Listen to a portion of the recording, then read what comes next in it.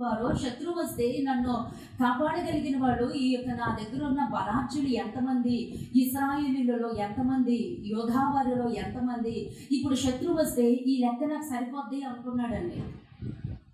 యుద్ధం చేయడానికి ఈ శక్తి నాకు చాలు, ఈ కత్తులు నాకు చాలు, ఈ రథాలు నాకు చాలు, ఈ యొక్క గుర్రాలు నాకు చాలు, ఈ సైన్యము నాకు చాలు, వీళ్ళు యుద్ధశూరులు అని అనుకున్నాడండి. అనుకుని దాను మొదలుకుని బయర్షెబా వరకు లెక్క రాసుకు రమ్మంటే యోవాబు అన్నాడు, నాయనా ఇది నేనెవరు ప్రేరేపించారు? నువ్వెందుకు లెక్క చూస్తున్నావు? నువ్వెందుకు నీ బలం చూసుకోవాలనుకున్నావు? నువ్వెందుకు ఇలాగా దేవుడికి వ్యతిరేకంగా ప్రవర్తిస్తున్నావు? అదంతా దేవుడు నీకు ఇవ్వలేదా? దేవుడు తలుచుకుంటే నీకు నూరొంతులుగా ఇస్తాడు కదా, నువ్వెందుకు ఇలా చేస్తున్నావు? కానీ రాజు మాటే చెల్లెను, అతని మాట చెల్లలేదు అని వాక్యం అవుతాయి. కారణం అంతే ఖచ్చితంగా, ఎందుకంటే రాజు అధికారి కాబట్టి రాజు ఏం చెప్పాడో అది చేసుకుంటే వెళ్ళిపోవాలి. యోవాబు వెళ్ళిపోయాడు, ఇష్టం లేకుండా వెళ్ళిపోయాడో, మొత్తం అంతా లెక్క తీసుకొచ్చాడో, అప్పగించాడో. అయా ఇశ్రాయేల్లో ఎంతమంది ఉన్నారు, యోధావారిలో కత్తి దూయగలిగినటువంటి వారు ఎంతమంది ఉన్నారు. ఇక్కడ లక్షలు చూడండి, 5వ వచనం 21:5, 1 దినవృత్తాంతాలు 21:5. ఇశ్రాయేలీయులందరిలో కత్తి దూయేవారు 11 లక్షల మంది, యోధావారిలో కత్తి దూయగలిగిన వారు 4,70,000 మంది అని సంఖ్య ఇచ్చాడండి. లెక్క తీసుకురావడానికి దాను మొదలుకుని బయర్షెబా వరకు ఆ దేశమంతా సంచరించి కత్తి దూయగలిగిన వారు ఎంతమంది ఉన్నారు, నన్ను రక్షించగలిగిన వారు ఎంతమంది ఉన్నారు, యుద్ధం వస్తే యుద్ధ దేశాన్ని కాపాడగలిగిన వారు ఎంతమంది ఉన్నారని ఆ లెక్క చూసుకున్నాడండి. ఇన్ని లక్షల మంది ఉన్నారు అని చెప్పి లెక్క తెచ్చాడు. ఆ లెక్క తెచ్చేసరికి ఎంత టైం పట్టింది నేనే చెప్పేస్తాను. మొత్తం ఈరోజు 9 నెలలు పట్టింది. 9 నెలలు పట్టింది. ఈ లెక్కంతా తీసుకొచ్చేసి పుస్తకాల మీద రాసి ప్రతి ఒక్కరిని వెరిఫై చేసి ఈ గోత్రంలో ఎంతమంది, ఈ గోత్రంలో ఎంతమంది, యుద్ధశూరులు ఎంతమంది, మొత్తం తీసుకొచ్చేసాడు బయట మొత్తం. అదంతా దేశమంతా సంచారం చేసి తీసుకొచ్చేసరికి ఎంత టైం పట్టిందంటే 9 నెలలు పట్టింది. 9 నెలలు పట్టిన తర్వాత ఆ లెక్క అంతా తెచ్చిన తర్వాత ఆ రాత్రి ఆ లెక్క చూసుకుని సంతోషించాలా, ఏడవాలా, బాధపడాలా? ఏడుస్తున్నాడు. అప్పుడు కళ్ళు తెరుచుకున్నాడు. అప్పుడు తెలిసింది ఆయనకి, ప్రభువా ఇన్ని లక్షల మంది ఉన్నారు, ఇంత లక్షల మందిని ఇచ్చిన వాడు నువ్వే కదా. నేను ఎందుకు నీ వైపు చూడకుండా ప్రజల వైపు చూశాను, నీ వైపు చూడకుండా కత్తుల వైపు చూశాను, నీ వైపు చూడకుండా ఆయుధాల వైపు చూశాను, నీ వైపు చూడకుండా జనసంఖ్య వైపు చూశాను, నీ వైపు చూడకుండా నా బలం వైపు చూసుకున్నా, నీ వైపు చూడకుండా నా శక్తి సామర్థ్యాల వైపు చూసిన ఈ రోజు నువ్వు చూస్తున్నావు. నీ బలం నిన్ను కాపాడుతుంది, నీ టాబ్లెట్లు నిన్ను కాపాడుతాయి, నీ బంధు జనాంగం కాపాడుతారు. నాకు అన్న ఉన్నాడు, తమ్ముడు ఉన్నాడు, నాకు ఆళ్ళు ఉన్నారు, వీళ్ళు ఉన్నారు. దేవుడు అదే చెప్తున్నాడు.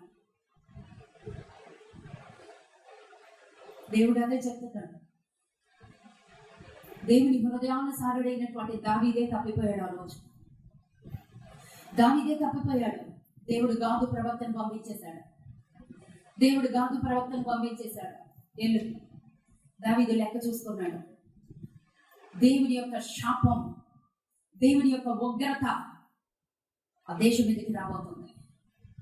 తన బలం మీద, తన శక్తి మీద, తన డబ్బు మీద, తనకున్న ఆయుధాల మీద, తనని రక్షించేవాడు ఆయుధాలు అనుకుంటున్నాడు, తనని రక్షించేవాడు, దేశాన్ని కాపాడేవాడు ఆ సైనికులు అనుకుంటున్నాడు. ఆ లక్షల మంది వీరులు, యోధులు వాళ్ళ మీద ఆధారపడ్డాడు. దావీదు నా మీద ఆధారపడలేదు.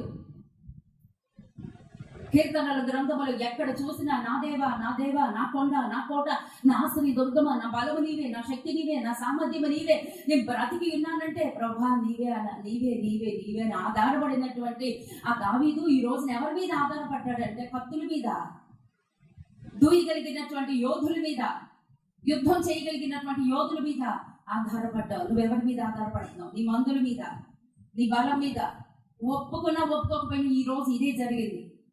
నీ శక్తి మీద, నీ కుటుంబం మీద నువ్వు ఆధారపడుతున్నావు. దేవుడు గాదు ప్రవక్తను పంపించాడు. దేవుడు నీతో మాట్లాడుతున్నాడు. నువ్వేం చేశావు? ఒకానొకప్పుడు రాజు అయినటువంటి క్షమించుతండి, ఆయన ఎవరు? సౌలు గారు. రాజు అయినటువంటి సౌలు గారు తప్పిపోయారు. అప్పుడు పంపించాడు, అక్కడికి ప్రవక్తను పంపించాడు. ఎవరు? సమూయేలు గారే ప్రవక్త.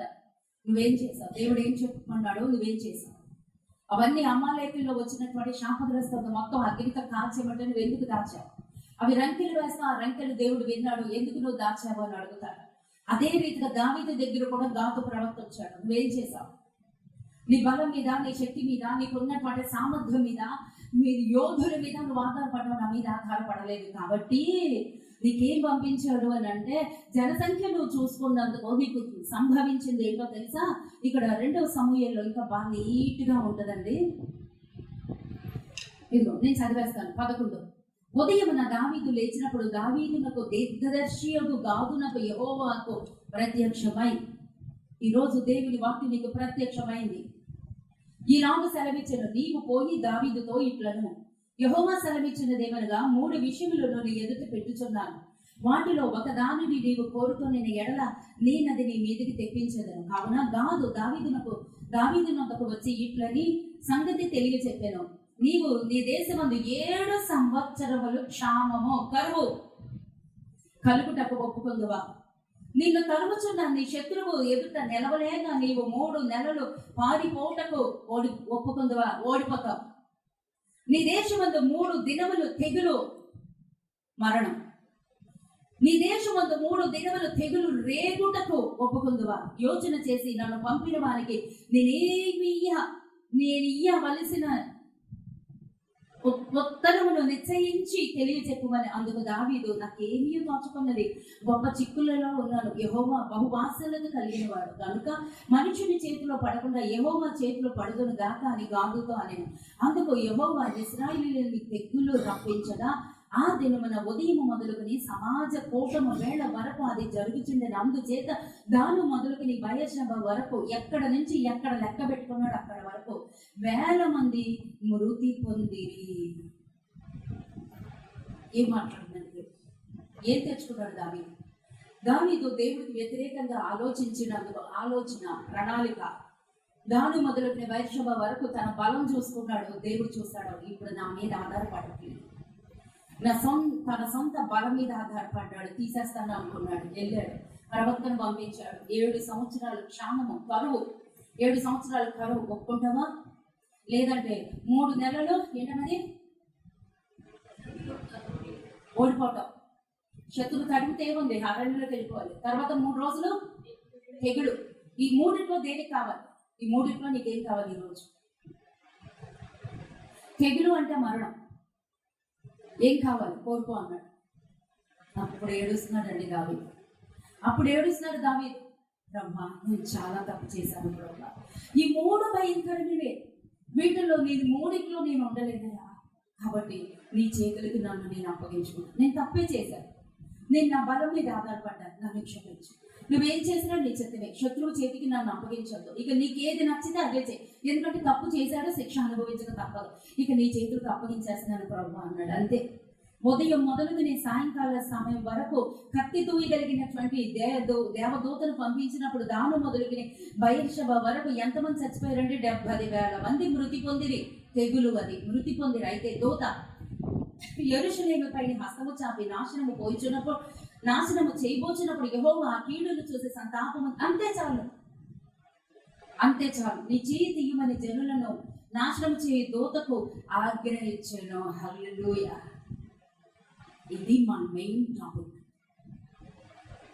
తప్పు చేయటము, శాపం అనుభవించటము, దేవుడు కోపం రావటము, ఇవన్నీ కామనే కదా అని మళ్ళీ తప్పు చేస్తావా?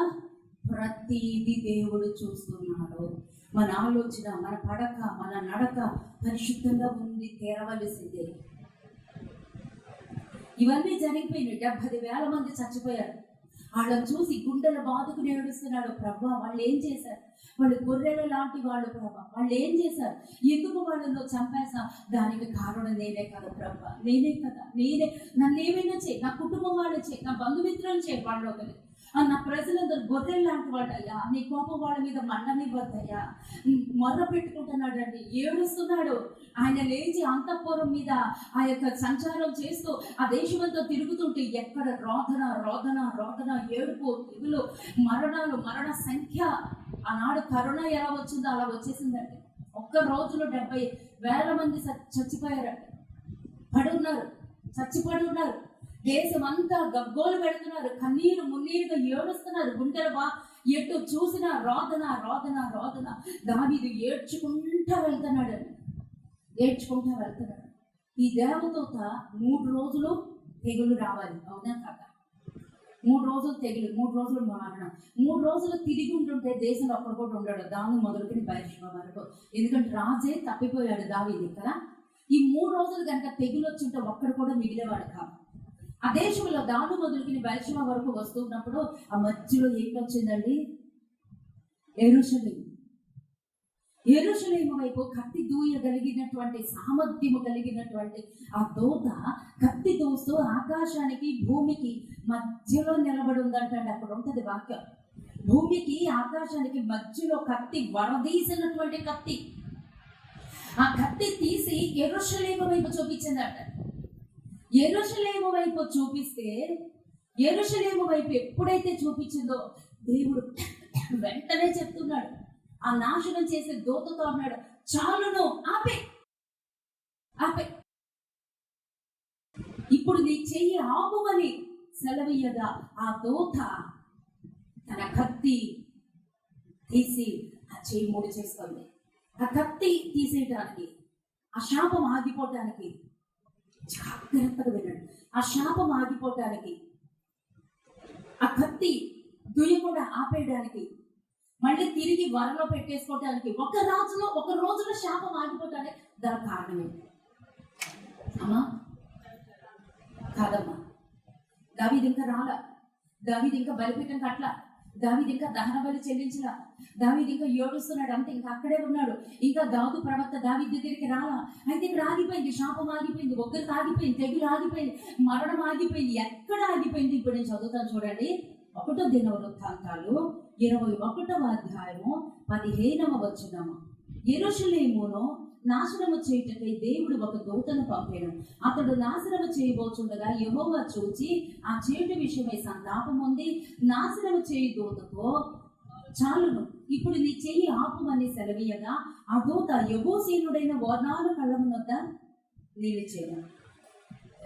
దావీదు కన్నులెత్తి చూడగా భూమి ఆకాశముల మధ్యలో నిలుచుచు వరదీసిన కత్తి చేత పట్టుకొనిన దానిని యెరూషలేము మీద చూపిన యెహోవా దూత కనబడెను. దావీదు వచ్చేసరికి దేవదూత ఎక్కడ ఉంది? ఓర్నాను కళ్ళ దగ్గర ఉంది. ఆ దూత పొజిషన్ ఎలా ఉంది? ఆకాశానికి భూమికి మధ్యలో వరదీసినటువంటి కత్తి, ఇక దానికి తిరుగులేదండి. వరదీసినటువంటి కత్తిని చేత్తో పట్టుకొని యెరూషలేము దగ్గర ఆగిపోయింది. ఎందుకో శాపం ఆగింది, ఎందుకో ఉగ్రత ఆగింది, ఎందుకో తెగులు ఆగింది. దావీదు ఇంకా బలిపీఠం కట్టలేదు, దావీదు ఇంకా మొక్కుబడులు చేయలేదు, దావీదు ఇంకా అక్కడ పశ్చాత్తాప పడలేదు, దహన బలి అర్పించలేదు, బలిపీఠం కట్టలేదు, అయినా ఆగిపోయింది. ఎందుకు ఆగిపోయింది? అది ఈ రోజు నాకు దేవుడు మాట్లాడింది. అది ఈ రోజు యెబూసీయుడైనటువంటి ఓర్నాను కళ్ళము దగ్గర, కళ్ళము అనగా పొలము, ఓర్నాను. ఇది చాలా చాలా పెద్ద టాపిక్. దేవుడి చిత్తమైతే మళ్ళీ ఇంకోసారి కళ్ళం గురించి చెప్తారు. ఓర్నాను యెబూసీయుడు ఎవడు? అన్యుడు, ఇశ్రాయేలుడు కాదమ్మా, యూదుడు కాదు, యెబూసీయుడు అన్యుడు. అన్యుడు ఎందుకు దర్శించాడు? అన్యుడి దగ్గర దేవుడు ఎందుకు ఆగిపోయాడు? ఒక అన్యుడు దగ్గర ఎందుకు శాపం ఆగిపోయింది? అది నాకు కావాలి. దావీదుని దాటుకుంటూ వెళ్ళిపోయాడు, యెబూసీయుడి దగ్గర ఎందుకు ఆగిపోయాడు? ఎవరికన్నా తెలుసా? యెబూసీయుడు ఎవరంటే, ఒకనొకప్పుడు యెహోషువ టైంలో యుద్ధాలు చేసి అందరినీ తరిమేశారు. యెబూసీయుల్ని, అమాలేకుల్ని, కనానీయుల్ని, హిత్తీల్ని అందరినీ తరిమేశారు కదా. దావీదు టైంకి వచ్చేసరికి కొంతమంది ఉన్నారు, యెహోషువ కూడా కొంతమంది ఉంచేశాడు, కొంతమంది ఉండిపోయారు, కాళ్ళు పట్టుకొని ఆగిపోయారు. అలాగే దావీదు దగ్గరికి వచ్చినప్పుడు కూడా యుద్ధాలు చేసి అందరినీ తరిమేశాడు. వాడు అన్యుడు. తరిమేసినప్పుడు ఈ యొక్క యెబూసీయులు కొంతమంది ఉండిపోయారు. వాళ్ళు ఎవరో తెలుసండి? బాగా వ్యవసాయం చేయగలిగినటువంటి వారు. దావీదు దగ్గర సాగిలపడి, రాజా నీకు మేము పంటను పండించి నీకు ఇస్తాము, కాబట్టి మమ్మల్ని పంపించాము, ఈ పొలం పనులు మేము చేస్తాము, మీకు పంటను ఇస్తాము, ఆహారాన్ని ఇస్తాము, మేము పొలం దున్నుతాము, కనీసం అటువంటి వారి గురించి మమ్మల్ని చంపొద్దు అని అక్కడ బ్రతిమలాడితే కొంతమందిని దావీదే ఉండనిచ్చాడండి. దావీదే యెబూసీయుల్ని ఉంచారు.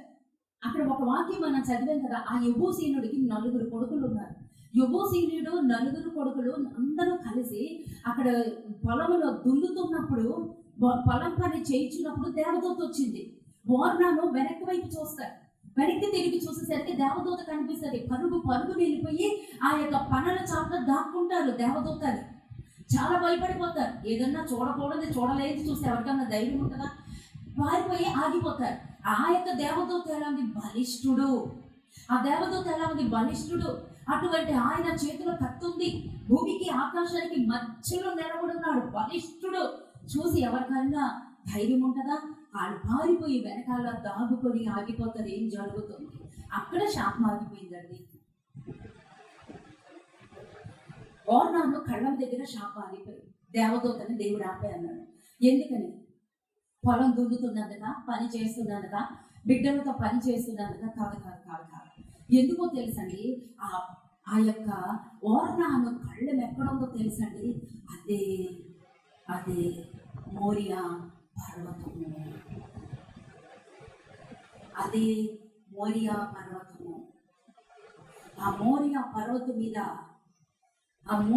పర్వతం మీద అబ్రహాము ఒకనొకప్పుడు తన బిడ్డని ఇస్సాకుని బలి అర్పణ చేయిస్తానికి సిద్ధమైన ఆ స్థలం అదే.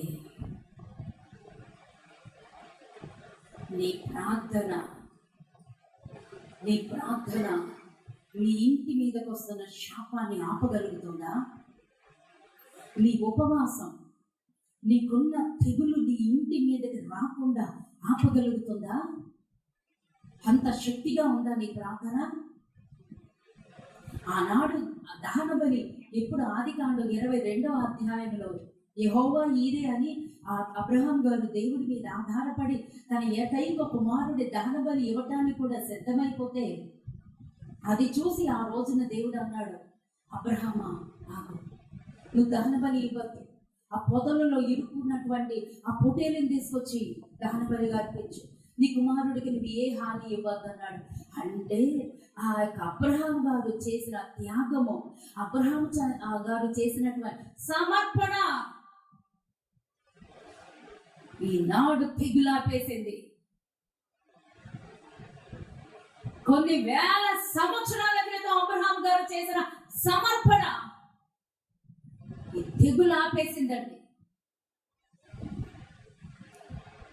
అబ్రహాం గారు కొన్ని వేల సంవత్సరాల క్రితం తీసుకున్నటువంటి ఆ యొక్క నిర్ణయం ఈ రోజున కొన్ని వేల సంవత్సరాలైనా సరే పితరుని దేవుడి జ్ఞాపకం చేసుకుంటాడు. నువ్వు ఎలా బ్రతుకుతున్నావు ఈరోజు? చీటికి మాటికి గొడవలు, లేకపోతే మనస్పర్ధలు, దిక్కు మాలిన బ్రతుకులు బ్రతుకుతున్నాం. మన పితరులకి ఆశీర్వాదకరంగా ఉన్నామా? ఎక్కడుంది నీ సమర్పణ అంటే డబ్బులు ఇవ్వడం ఒకటేనా? మరలా అన్నది డబ్బులు మాత్రమే కాదమ్మా. నీ త్యాగం అందులో ఉండాలి, నీ ప్రార్థన అందులో ఉండాలి, నీ పరిశుద్ధత అందులో ఉండాలి, నీ యొక్క అర్పణ అందులో ఉండాలి. నువ్వు ప్రేమించేటువంటి విధానం. డబ్బుల కోసం చెప్పట్లా. నువ్వెంత ప్రేమిస్తున్నావు, ఎంత సమర్పణతో ఉన్నావు, నీ శరీరాన్ని దేవుడికి ఎంతగా సమర్పించుకున్నావు, నీ ప్రార్థన, నీ యొక్క ఆ యొక్క అర్పణ ఎలా ఉంది? 100 సంవత్సరాలకు పుట్టిన ఏకైక కుమారుడు తీసుకొచ్చి అబ్రహామా ఆ మోరి పర్వతం మీద తీసుకొచ్చి దహన బలిగా నీ కొడుకుని ఇచ్చాడంటే ఇచ్చేయడానికి వెళ్ళిపోయాడు. అలా ఇవ్వగలుగుతున్నామా మనం? అలా ఇవ్వగలుగుతున్నామా? నీ సమర్పణ ఎలా ఉందమ్మా? ఆఫ్టర్ ఆల్ డబ్బులే మనం ఇవ్వలేం. ఆఫ్టర్ ఆల్ దశభాగంలో మనం ఇవ్వలేం. గుచ్చుకోనేండి. కొంతమంది సీక్రెట్ బిలీవ్స్ ఉంటారు. రఘు లాంటి, లిడియా లాంటి కొంతమంది పెద్ద వాళ్ళు ఉన్నారులేండి. దేవుడికి స్తోత్రం. అందరు చాలా మంది టైం వచ్చినప్పుడు చెప్తారు. దేవుడికి స్తోత్రం. డబ్బుల గురించి ఈరోజు మాట్లాడట్లేదు దేవుడు. నీ ప్రార్థన, నీ సమర్పణ, నువ్వు దేవుడు వెంబడించేటువంటి విధానం, అది కరెక్ట్ ప్రొనౌన్సియేషన్. నువ్వు దేవుడు వెంబడిస్తున్నటువంటి విధానం.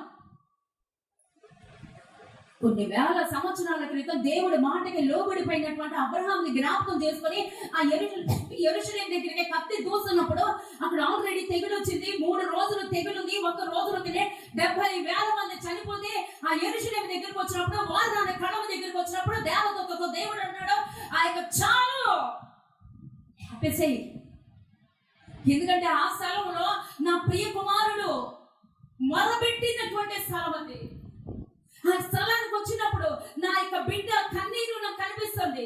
ఆ స్థలానికి వచ్చినప్పుడు అక్కడ నా బిడ్డ కాచినటువంటి కన్నీరు, ఆయన సమర్పణ, ఆయన అర్పణ, అవి నేను జ్ఞాపకం చేసుకొని ఎన్ని వేల సంవత్సరాలైనా సరే నీకొచ్చింది ఒక్క బ్రతికే తరతరాన్ని నిలబెట్టేస్తా. ఈ రోజు మనం ఎలా బ్రతుకుతున్నాం? ఈ ఒక్క బ్రతికే సెల్ఫిష్ గా బ్రతకద్దండి. ఎప్పుడు నేను తినాలి, నేను పడుకోవాలి, నేను ఉండాలి, నేను సుఖంగా ఉండాలి. నేను అన్నవాడు చస్తేనే దేవుడు అన్నవాడు లోపలికి వస్తాడు. హల్లెలూయా. ఆగిపోయిందండి, తెగులు ఆగిపోయింది. దేవుడు మనసు మార్చేసుకున్నాడు. ఇంకా దావీదు దహన వల్ల అర్పించలేదు. అంత కోపం, అంత ఉగ్రత ఆగిపోయిందండి. కొన్ని వేల సంవత్సరాల క్రితం అబ్రహాం గారు చేసిన త్యాగం, మరి ఈ రోజు నువ్వు దేవుడి కొరకు ఏం త్యాగం చేస్తావు? ఆ త్యాగంలో నువ్వు హృదయపూర్వకంగా ఉన్నావా? సెల్ఫిష్ ఉందా? దానిలో స్వార్థం ఉందా? నువ్వెంత చేసినా అది వృధా. దానిలో స్వార్థం ఉండకూడదు. హృదయపూర్వకంగా నువ్వేం చేసినా పర్లేదు, దేవుడు అంగీకరించేస్తాడు. దానిలో స్వేచ్ఛార్పణ ఉండాలి, హృదయపూర్వకమైనటువంటిది ఉండాలి.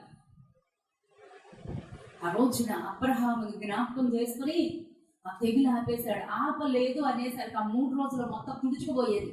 గాను మొదలుకుని బయర్షబ వరకు కొన్ని వేల సంవత్సరాలైనా సరే అబ్రహాం గారిని దేవుడు జ్ఞాపకం చేసుకున్నాడమ్మా. నువ్వు బతికున్నప్పుడే పునాదేసి నీ బిడ్డలు పెట్టి. ఈ రోజు మన బిడ్డల కోసం ఇక డబ్బు సంపాదిస్తే అది కొంతకాలమే ఉంటుంది. ఆస్తులు సంపాదించిన అది కొంతకాలమే, వాడు ప్రయోజకుడైతే. కానీ మనం వేసేటువంటి బాట ఎక్కడ ఉండాలంటే ఇక్కడి నుంచి పరలోకానికి ఉండాలి. పరలోక రాజ్యానికి మన బిడ్డల హక్కుదారులను మనం మార్చాలి. అక్కడ యెబూసీయుడైనటువంటి వార్నాల కళ్ళ దగ్గర తెగులు ఆగిపోయింది, శాపం ఆగిపోయింది. ఈ లోపల గాదు ప్రవక్త దగ్గర కన్నీళ్లు కారుస్తున్నాడు. నేను ఇప్పుడు ఏం చేస్తే దేవుడు కోపం ఆగుతుంది. అయితే అన్నాడు గాదు ప్రవక్త, ఎల్లు ఆ యొక్క పర్వతం మీద యెబూసీయుడైనటువంటి వార్నాల కళ్ళలో తెగులు ఆగిపోయింది, ఎల్లు అక్కడ బలిపీఠం కట్టు. ఎంతమంది రోజు దేవుడు నాతో మాట్లాడారు అంటారో చెయ్యెత్తి చూపించారు. దేవుడికి స్తోత్రం. ఎవరికి అర్థం కావట్లేదు. ఎంతమంది ఈ రోజున దేవుడు నాతో మాట్లాడాడు, ఒక ప్రణాళిక కొరకు సిద్ధపరుస్తున్నాడు అంటే చెయ్యెత్తి దేవుడికి చూపించండి.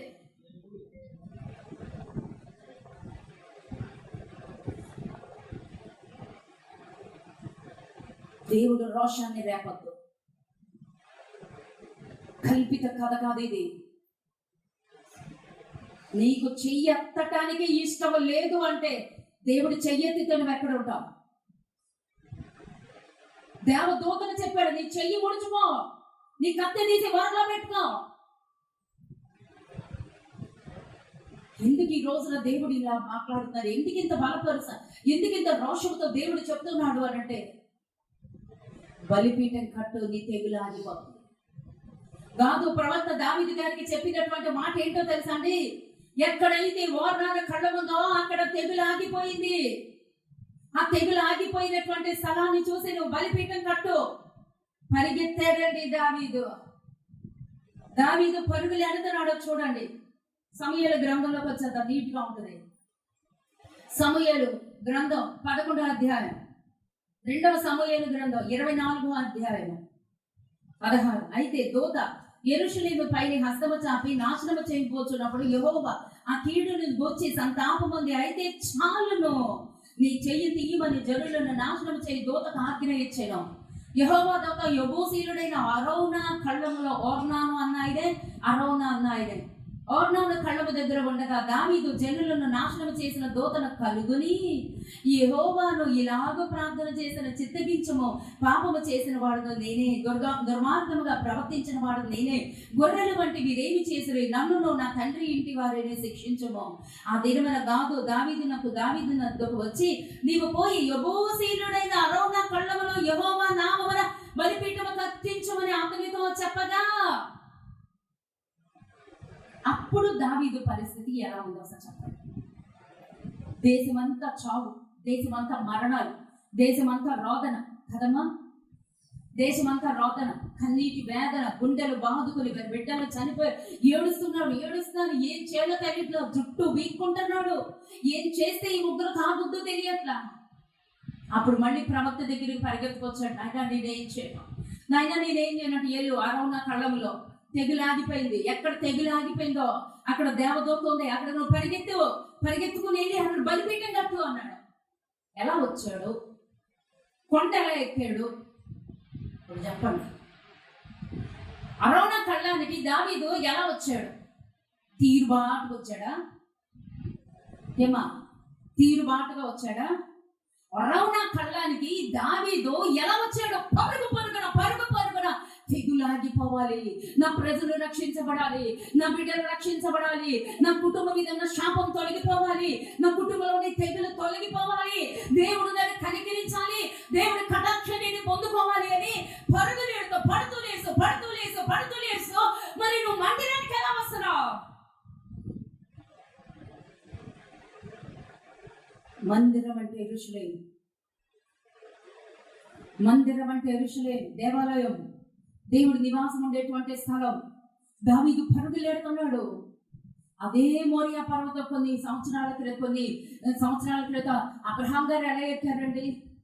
గుండెలు బాదుకుంటారు. తన బిడ్డని ఏకైక కుమారుని ఇచ్చేస్తా అన్నాడు. ఎవరు ఇచ్చేస్తారు? దానబలికి ఆ చేత్తోని ఆయనే చంపాలి, చంపి ఆ బిడ్డ మీద నిప్పులేసి తగలేయాలి. బాధ ఉండదా? వేదన ఉండదా? 100 ఏళ్ళు చూశాడు. పిల్లలకి ఏదన్నా వచ్చింది అంటే తండ్రులుగా మన హృదయాలు ఎలా ఉంటాయి? అది మనకు వచ్చేసినా బాగుండు, వాళ్ళ బదులు నేను చచ్చిపోయినా బాగుండు, వాడు బతికితే చాలు. అవునా కాదు? ఇక్కడ అలా కాదండి. ఆయనే తీసుకెళ్లి బలిపీఠం మీద కాళ్ళు చేతులు కట్టేయాలి, నిప్పులేసేయాలి పిల్లోడి మీద. ఆయన పరిస్థితి ఎలా ఉంటుందంటే అలా లేడండి మోరియా పర్వతం. ఇప్పుడు దావీదు అలాగే వెళ్తున్నాడు, ఓగరుచుకుంటూ ఆయాసపడుతూ పర్వతం ఎక్కుతున్నాడు, పరుగులేడుతున్నాడు. ఈ లోపల కింద మీద పడిపోతున్నాడు. ఎందుకంటే దేవదూత అక్కడి నుంచి వెళ్ళిపోతే కష్టం. నీకు అందిన సమయంలోనే దేవుడు అందించుకో, లేకపోతే జారిపోతే మళ్ళీ రాడు. నీకు దేవుడు అందుతున్నటువంటి సమయంలోనే చిక్కించుకోవాలి.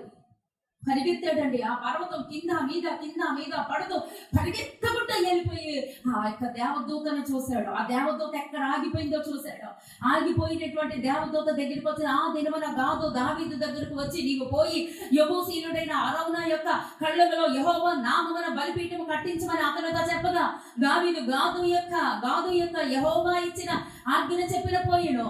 అరౌనా రాజును అతని సేవకులను అతని దాపునకు వచ్చుట చూచి బయలుదేరి రాజునకు సాష్టాంగ నమస్కారం చేసి, నా ఏలిన వాడు రాజునకు నీ దాసుడైన నా యొద్దకు వచ్చిన నిమిత్తమేమని అడగగా దావీదు ఈ తెగులు మనుషులకు తగులకుండా నిలిచిపోవునట్లు యెహోవా నామమున ఒక బలిపీఠం ఇదే దేవుడు ఈ రోజు మనతో రోషముతో మాట్లాడుతున్నాడు. దేవుడు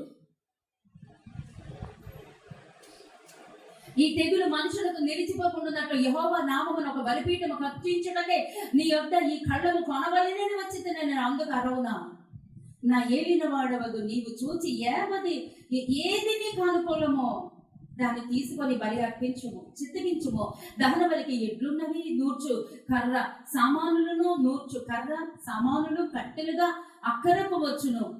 రాజా ఇవన్నీ అరౌనా అను నేను రాజులకు ఇచ్చుచున్నానని చెప్పి నీ దేవుడైన యెహోవా నిన్ను అంగీకరించును గాక అని రాజుతో అనగా, రాజు నేను అలాగూ తీసుకొనను, వెల ఇచ్చి నీ యొద్ద పొందును, వెల ఇయ్యక నేను తీసుకొని నా దానిని నా దేవుడైన యెహోవాకు దహన బలిగా అర్పించనని అరౌనాతో చెప్పి ఆ కళ్ళమును ఎడ్లను 10 తులముల వెండికి కొనేను.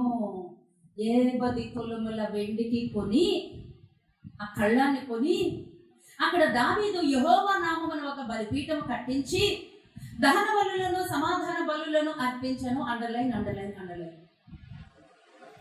అక్కడ దావీదు యెహోవా నామమున ఒక బలిపీఠం కట్టించి దహన బలులను సమాధాన బలులను అర్పించెను. అప్పుడు యెహోవా దేశము కొరకు చేయబడిన విజ్ఞాపనలను ఆలకించగా ఆ తెగులు ఆగి ఇశ్రాయేలీయులను విడిచిపోయాను. నువ్వు నమ్మినా నమ్మకపోయినా అదే ఇక్కడ జరగబోతుంది. ఈ ఉపవాస వ్రత దినములు కాలయాపన కొరకు జరగట్లేదు, తిండి బోతులను తయారు చేయడానికి అప్పట్లు జరగట్లేదు, సోమరపోతులుగా తయారవడానికి ఇక్కడ జరగట్లేదు. రోషము కలిగినటువంటి దేవుడు ఇక్కడికి దిగి వచ్చి ఉన్నాడు. మన మీద ఉన్నటువంటి ఆ తెగులు, ఉన్న శాపం, ఉన్న కోపం, ఉన్నటువంటి బంధకాలు త్రెంపి వేయబడటానికి ఒక బలిపీఠముగా కట్టబడుతుంది ఇక్కడ. హల్లెలూయా! ఒక బలిపీఠం ఇక్కడ కట్టబడుతుంది. ఉపవాసం అనేటువంటి బలిపీఠం, ప్రార్థన అనేటువంటి బలిపీఠం, దేవుడితో సహవాసము అనేటువంటి బలిపీఠం. అది నీ కన్నులకు ఎలా కనిపించిన దేవుడు కన్నులకు మాత్రం ఇలాగే కనిపిస్తుంది. హల్లెలూయా! దేవుడి కన్నులకు మాత్రం అది ఒక బలిపీఠముగా కనబడుతున్నది. ఈ బలిపీఠం దగ్గర నియంత్రించుకున్నట్టు బలిపీఠం దగ్గర సిద్ధపడినటువంటి దావీదు పరుగున వచ్చి దహన బలులు, సమాధాన బలులు అక్కడ అర్పించినప్పుడు ఆ తెగులు ఆగిపోయేను అని వాక్యం సెలవిస్తారు. ఆ తెగులు ఆగిపోయేను, ఇశ్రాయేలీలను విడిచిపోయేను. నీ సమస్య, నీ శాపం, నీ తెగులు, నీ బంధకాలు అలాగే ఉండనిచ్చుకుంటావా, తెంపుకుంటావా? ఈ రోజు నువ్వు తీర్మానం చేసుకో. 5 నిమిషాల టైం ఉంది. నాకు ఇవి తెగిపోవాలి, నేను ఇవి త్రెంపబడాలి, నేను ఇక్కడి నుంచి బంధకాల్లోంచి బయటికి రావాలి, నేను బలిపీఠం కడతాను అంటావా? మందిరానికి రాలేను అనుకుంటావా? దేవుడి చేతులకు అప్పగిస్తాను అంతే. దేవుడికి స్తోత్రం కలుగునుగా.